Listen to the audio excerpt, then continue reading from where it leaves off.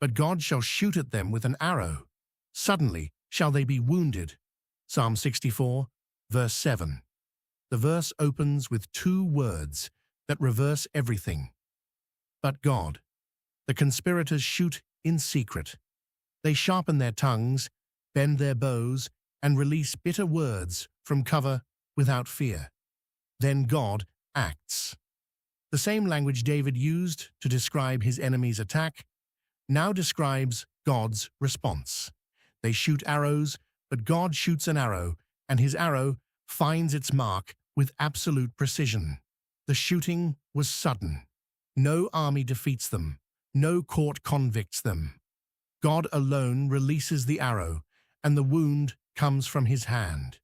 The conspirators asked, "Who shall see them?" They forget God sees everything and acts according to his will. This is the turning point of the psalm. Everything before verse 7 describes the enemy's power, their secret plans, and their sharp tongues. Now the psalm pivots on two words, and the entire momentum shifts. The God who hid David from their schemes now steps into the open and acts as the divine archer. The conspirators spent their energy preparing weapons. God requires no preparation. He just acts. So they shall make their own tongue to fall upon themselves. All that see them shall flee away. Psalm 64, verse 8. The instrument of their destruction is their own tongue. The same weapon they sharpened against David becomes the thing that falls upon them. This is the biblical pattern of the pit digger falling into his own pit, the snare layer caught in his own trap. Proverbs 26, verse 27 states, "Whoso diggeth a pit shall fall therein, and he that rolleth a stone, it will return upon him." The conspirators crafted their words as weapons with skill and persistence. God turns those same words back on their makers. Their slander and their bitter arrows all collapse onto the men who launched them. The second half of the verse describes the reaction of observers, all who see the conspirators flee away.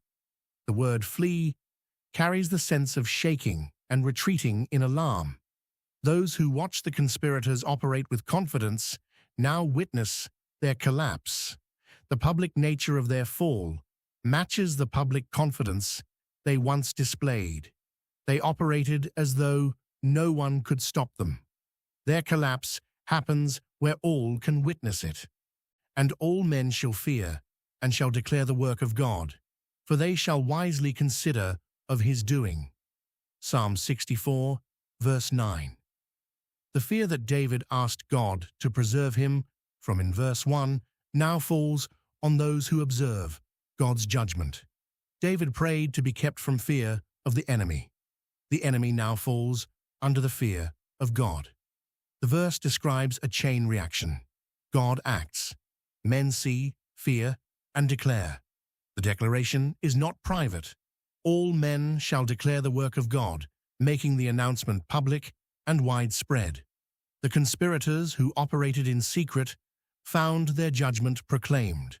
What they hid in closed council becomes the subject of public declaration. The last phrase carries significant weight. The word wisely means to understand with discernment, to look at what happened and draw correct theological conclusions. Observers do not see just an event. They interpret it and recognize God's hand in the sudden reversal. They understood that the conspirators' fall was not a coincidence, but divine judgment executed with precision.